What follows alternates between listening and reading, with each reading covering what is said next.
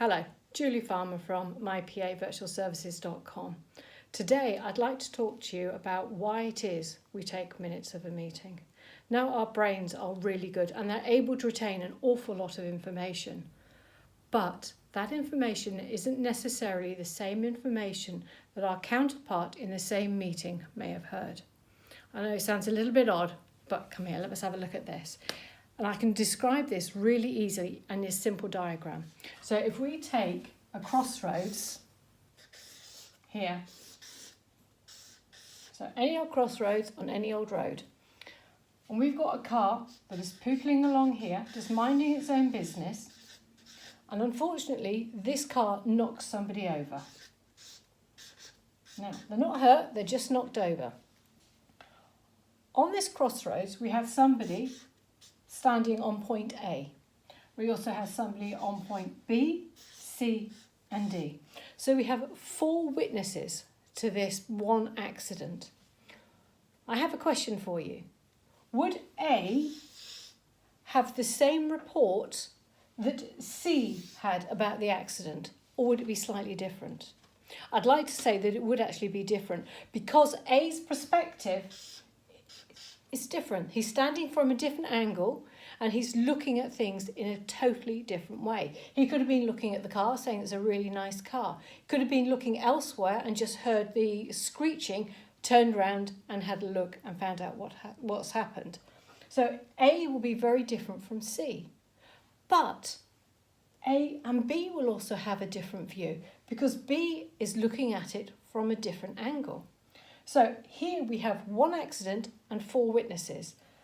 1, 2, 3. So in effect, 4 different reports of the same accident, but we're forgetting 2 others. The car driver will be number 5 and the poor chap who got knocked over will be number 6.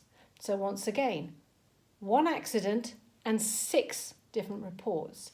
But I'd like to put it to you that there is a 7th report, and that is the actual truth. That is somebody looking from high down on the accident to see exactly what happened.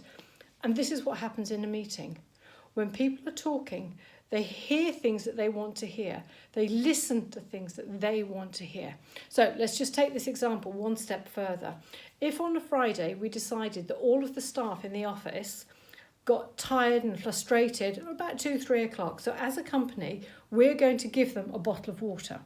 So 3 o'clock comes, everybody gets a free bottle of water just to perk them up for the extra 2 hours that they've got during the working day. Now, to me, a bottle of water means that it's going to be lemon and lime, still, and probably from a normal high street. But for you, a bottle of water could be Evian. It could be some other sparkling water. It could be still water. Or it could be a bottle of water that's filled up from the tap and put in the fridge.